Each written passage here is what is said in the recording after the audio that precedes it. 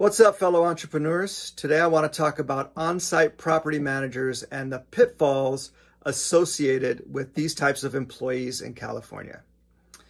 But first, as always, I'm an attorney, but I'm not your attorney, so please consult with an attorney of your choice for your specific legal question or concern.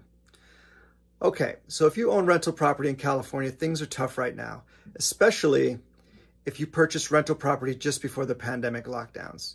Chances are you bought high and now California won't let you even collect the rents.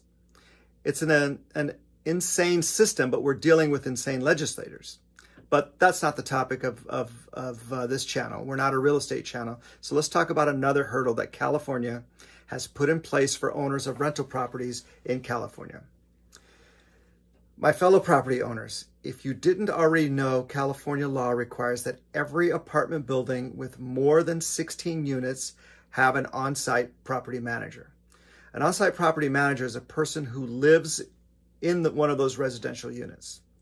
And every on-site property manager is an employee, and there's no exceptions to that rule. So this means that property owners must have workers' compensation insurance, must pay at least minimum wage, must provide rest and meal breaks, must pay overtime, must withhold all proper federal and state income taxes, as well as make payments for Social Security, unemployment insurance, and disability insurance for their employees. And of course, follow any other relevant employment laws in California.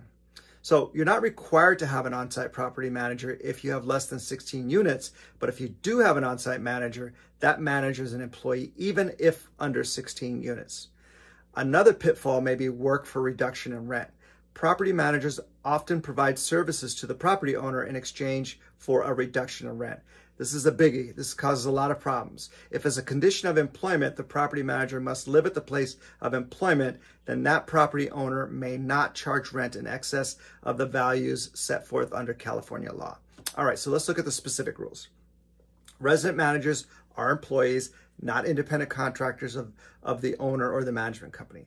The current minimum wage for a resident manager is $14 per hour for each hour worked during 2022.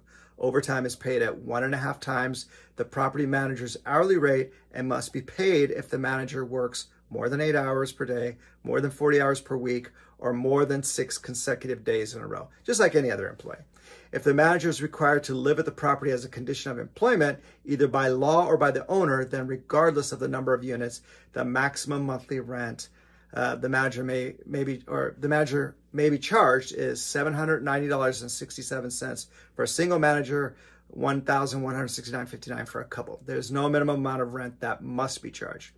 If no rent is charged, then the free rent may be credited against the manager's wages by up to 2/3 of the ordinary rental value of the unit, but the credit is capped at $790.67 for one manager and $1,169.59 for a couple.